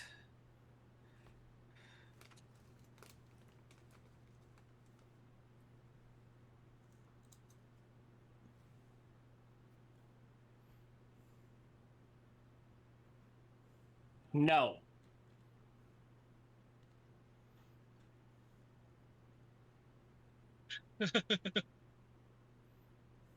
That 9 dice is not with willpower, right? Because you can only use willpower to re-roll or boost, not both. Mm-hmm. I have 4 stamina and 5 athletics. Just asking. Damn. Well, we like to say here that 1 success is a success. So you are certainly able to make it down the mountainside to the smoldering wreckage of the car. That's what the car looks like before it crashed. So the other racers and the spectators, however, don't exactly seem thrilled to go forward. The racers have simply left. You see them rounding the curve, and instead of making their way towards the switchback curve that makes its way back to the clearing from around the other side of the mountain, they instead take a nearby road at a fast but not illegal speed away from the mountain. Yep. As soon as I get in a position where I could presumably see inside the car, I shout the words of power out. She's all ready, folks! About half the spectators are gone immediately. The other half are quibbling amongst themselves over whether they should go help, call the cops, or run off as well. Every few seconds, another couple people steps away to make their escape. Perfect. I'm so glad no one else is coming down to investigate. Nathan is making his way over. However, he is going through all of the people and being like, "Get out of here! Get out of here!" All right, so you're going to try to convince the people to leave. Mm-hmm. Persuasion or empathy roll, please. Mm-hmm. Not empathy. Okay. Persuasion it is. Can I use my specialization in de-escalation? I think this would apply, yeah. De-escalation. And since you know she's all right, you can say, listen, she's fine. Nobody's going to care. Just go home, you know? Yeah, I'm just going to do the, he said she's fine, but we all got to get out of here. 3 successes. The crowd takes Nathan's words to heart and disperses. Oh, thank God. All right, so I don't have to pretend to be human anymore, right? Nobody's got good eyes on me? Nope. All right, so, Tips, did you ever communicate the other problem to us? Have you texted us? Okay, I can't actually prep for the Reaper showing up. I cannot interfere with the Reaper's business. Because you promised. This soul belongs to Mammon, and even before all this, I agreed that I would not interfere with Mammon's business. And I don't know, so I couldn't possibly be doing it on purpose. Yep.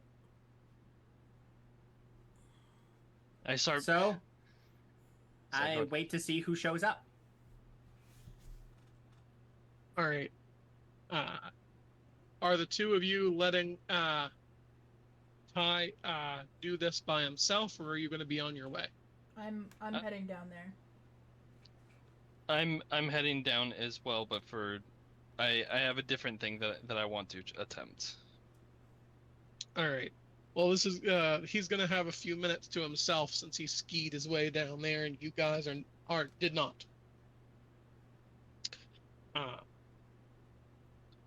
The AMC Rebel is in terrible shape. It has crumbled and destroyed. Inside, you can see the form of the Asphalt Princess slumped across the dashboard. She was not wearing a seatbelt, and her helmet has cracked against the windshield glass. It has been pounded flat from the front. So she's dead. She is absolutely dead. There is enough blood flowing from the corpse that there's no way she could possibly have survived this. All right. I wait for her ghost to arrive and presumably at least one other. You are waiting for the ghost to form, and while this is happening, a ghost in a black burnt waistcoat wearing a black mask with the gray outline of peony flower steps up beside you.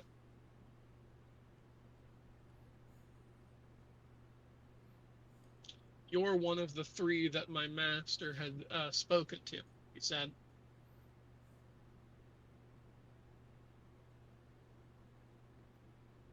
And you are? A humble servant. They call me the Gray Peony. Lovely to meet you. So, I was informed that this death was something that we were allowed to react as we saw fit. Allow me to mourn a moment, sir. My name is Ty Kinnison, and it's delightful to make your acquaintance.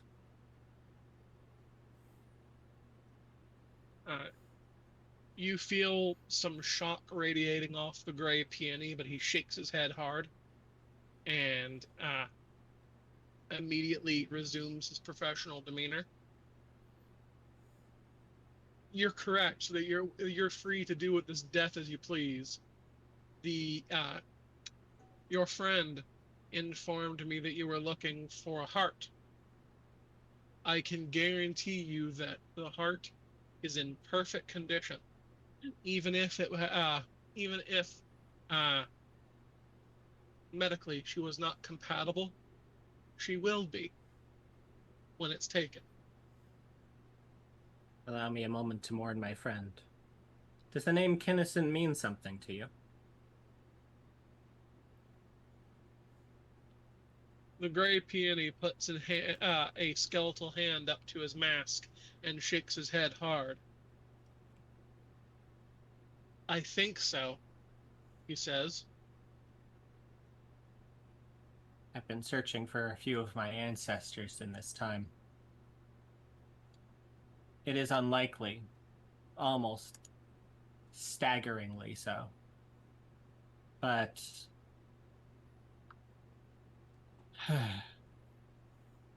you happen to know a man named Tiberius Kinnison? Does that name sound familiar?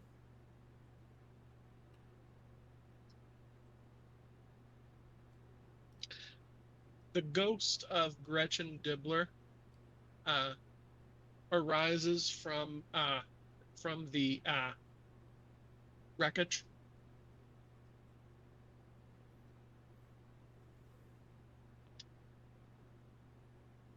Alongside another ghost, one that you hadn't noticed was there before, until you see him step out of your shadow.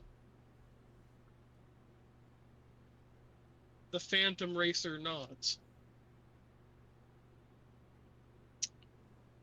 The gray peony draws his sickle and assumes a fighting stance. It looks up at you. You are free to do with this death as you so choose. If this Geist is here on your volition, I will let him pass. Is he yours? That's an excellent question. I just met him tonight. Are you here to cooperate with us, Phantom Racer? Say yes. Say yes. Because if so, I will cooperate and help you in any way that I can. I have met him just tonight.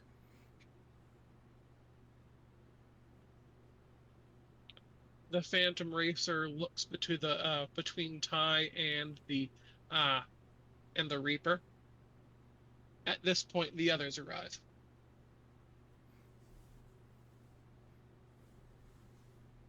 If I were to make the bargain with this woman, he says, I'd be able to race again. Aye. And I certainly would help my friend to do that under any circumstances. Are you my friend? Yes? Then I would ask that you let him pass, sir. Possibly kin of mine.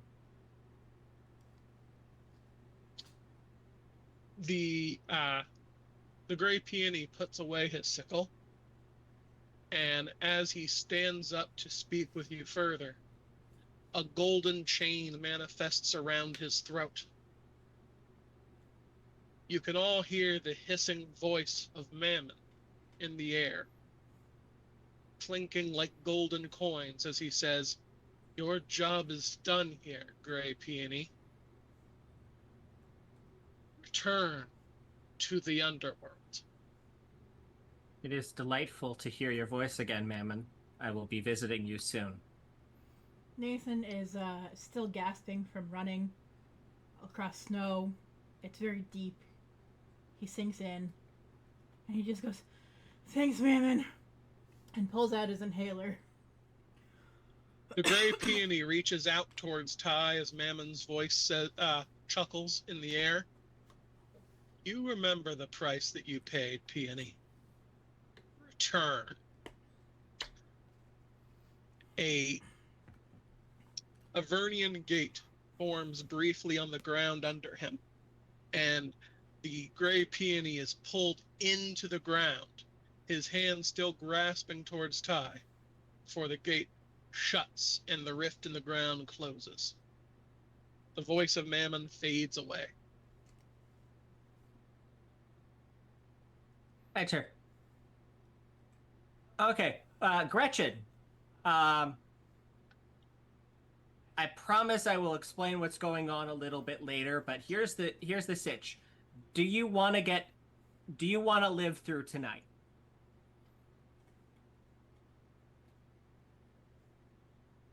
The ghost of the confused young woman looks between Ty, the others, and the Phantom Racer. The Phantom Racer squats down near the ghost and explains the nature of the bargain. After a few moments, the girl takes his hand. From the outside, the fusion of human and ghost into a bound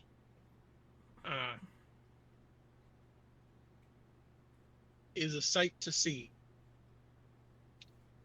A blue light envelops the corpse and disappears, leaving behind a thick film of ectoplasm.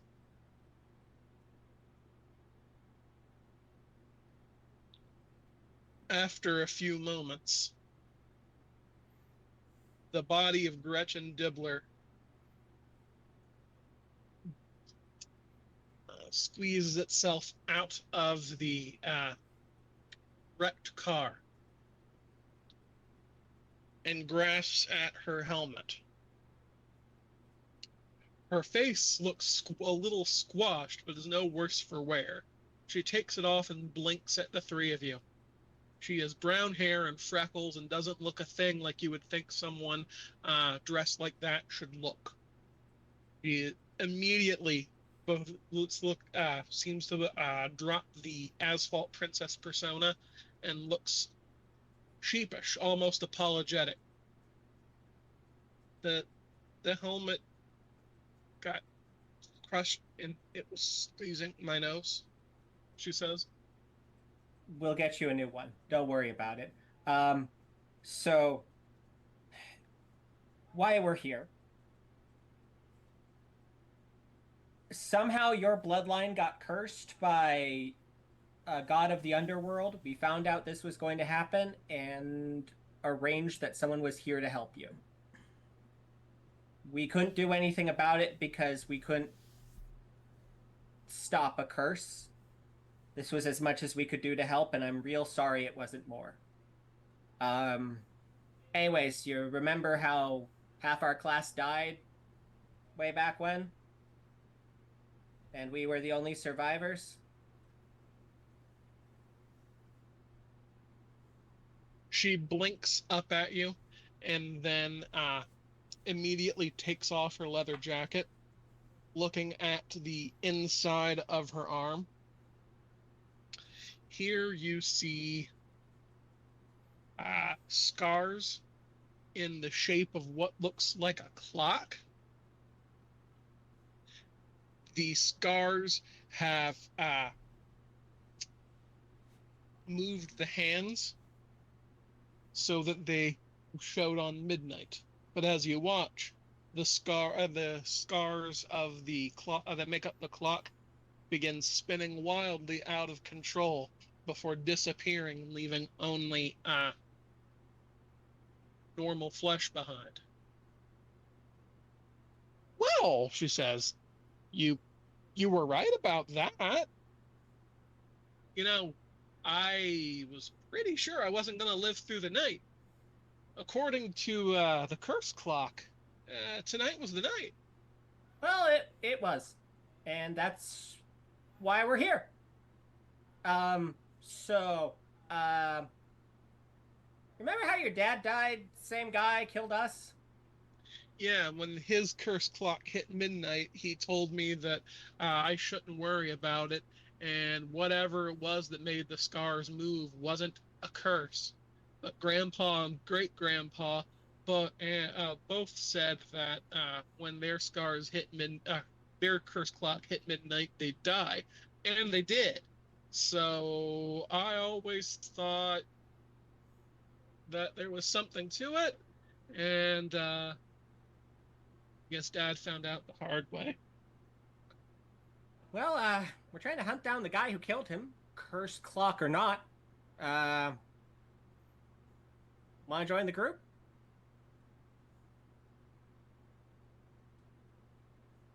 Sorry, you mean this I is a can? lot. You mean friends? Yeah. I like the idea of friends. Okay, let's take a moment here, and my first act as your friend is to ask why the fuck you did a race on a place called Dead Man's Curve in the winter with ice without wearing your fucking seatbelt. She shrugs. Until the curse clock hits midnight, I wasn't going to die. And once it hits midnight, it wouldn't matter if I were locked in a basement closet. I was Okay. gonna die. Let's put it this way. Your car is wrecked. I'm driving us home. You're sitting in the back seat, and you are wearing a seatbelt. Oh, speaking of driving and vehicles, how much time do you guys got before you need to be home? Because I want to try something. What do you want to do? By the way, I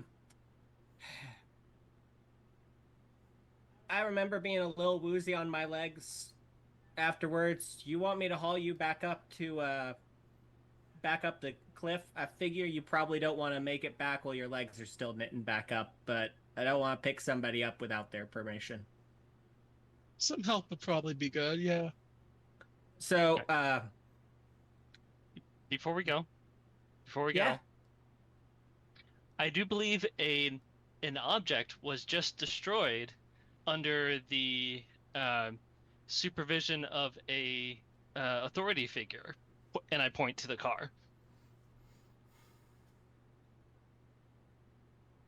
What authority figure? The people judging the race. Yeah, there was a referee, wasn't there? There was someone there to see who crossed the finish line first. Fair enough. Thou son of a bitch! What does that mean? That is the methodology that I use to make cast-offs of higher quality. Oh. So do you want a cast-off car? Yeah. I don't know how I'm gonna get this thing up the hill. Do either of you have a drive skill? I do. I have a character. So, straightforward question. I don't think this one's gonna be up for driving for a minute. Do you think you can get this thing to a road? Kenny, can I roll dexterity plus drive with my specialization in getting away? I mean, you're gonna need to create the cast-off first. This car is not going anywhere ever again. All right. I reach down and I smack the hood, doing the tiniest last bit of damage, making myself involved in the process. Right, and how does the ceremony usually go for you? Never. I normally. On camera. Oh wait, there's gasoline here. I don't need to do it with my hands. Do we really want to set a fire in a forest? Up to you. I mean, we're above the entrance to hell, basically. Okay, It's 2024. Fine. There's a lot of natural disasters. Let's just not start a forest fire. All right, just a second. I'm gonna burn some things. Kenny, do you want me to roll to put on the strength of be aggressive for you, the call? Technically, you need to, but I don't think it's going to be necessary. I do that, and I spend 5, let's call it 5 plasm, smashing this thing into bits until the ghost car appears. Okay. After And since the destruction started up at the top of the cliff, I'd like to argue that the ghost car appears up there.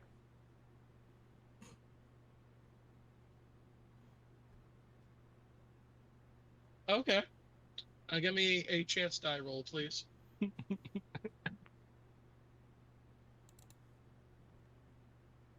I'm sorry, Kenny.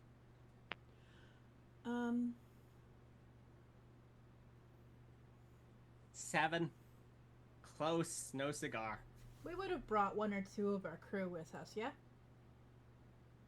You didn't say. But it's a big Okay. event, and the ghosts would want to see it.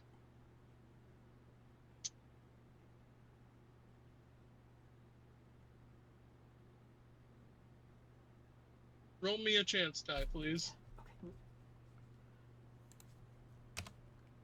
Come on, no whammies, no whammies, no whammies, no whammies. 2! I think we're just out of luck here. That's okay. I'll send money bags up later. As the cast off of the cherry red car appears parked at the edge of Dead Man's Curve, you note one of the ghosts from the gathering speeding towards it, jumping into the driver's seat, and cackling, throwing up 2 middle fingers, and driving off. We're gonna have to deal with that. All right. All right, I think here's a good place to break. Yeah. There's no way we're getting anything else productive done tonight. Damn. Hey, so, which one of y'all is going out hunting with Gretchen? For what? Day action. Day action, you're going and getting that fucking car back. Oh, well, I'm the only one with a drive score, so... I guess it'll be Okay, me. tell me this. There are at least 2 of you that could get your hands on a car for that evening. Uh-huh. Because Gretchen's fucking driving. Neither of you are catching up to this motherfucker, but Gretchen absolutely is. So are you getting access to a car that evening, or are we using your car, Nathan? We're using my car. It's a Honda Civic. It's already dead. It's like the Ghost Mobile. The thing's held together with more duct tape than a hardware store. Anyways. Sorry, I'm holding out hope to get something close to, Anyways, let's get moving. Let's go over everyone's aspirations, please. Yes, let's do that. I'm talking, so I will keep talking. Get scouted for college hockey. I, pointedly, did not do anything hockey related over these day actions. I'm not thinking about hockey right now. Some shit went down. So no, I don't take any points on that. Find a way to put the Undertaker underground. I talked to D about some options, and apparently he might have a Bane, which seems pretty important. And we've got a way to ask about that. Because if he has a Bane, it means he counts as a ghost, and we've got a way to asking about ghost Banes. Beautiful.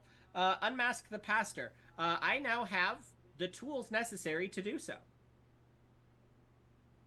And that I picked up a blessed crucifix, and you need to expose them to their bane in order to rip it off. If you aren't an overpowered godlike creature, like the unleashed prom queen. Save Gretchen. We did! Gretchen is alive! Ish. Moving! Alive in a way that counts. Is not permanently dead. Be stronger than I ever was. I got several good leads on how to increase my capacity to fight. I can follow up on those. All right, so I'm gonna go super quick because I didn't actually come up with some new ones, so I only have two right now.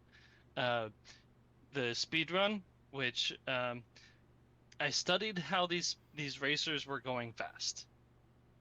Fair enough. And I don't believe I made any progress on getting my new rig or improving that. So You just got access to it. You got access to some new equipment. You have a cell phone that's brand new. Oh, fair Someone enough. else is carrying it, but it's yours now. fair enough. That's me. Okay. Which brings us to me. Drills a hole. I took a step in a slightly different way than normal, I'd like to argue. I spent experience between last session and this one on a dot of firearms. Nathan is learning how to shoot a gun. Because this guy is strong, but bullets are stronger. Fair enough. I think I took a step towards growing the crew. If not cleared, we just added a fucking goddamn Sin Eater. This is one of my long-term ones. Fair enough. Watch the fireworks. Well, we certainly watched something explode. Fair enough. Welcome a new party member. Well, that would be Gretchen, not Mr. Fantabracer. By the way, I really liked the way he melts into shadows. That was cool. And we did not get to the last one, which was Face Off.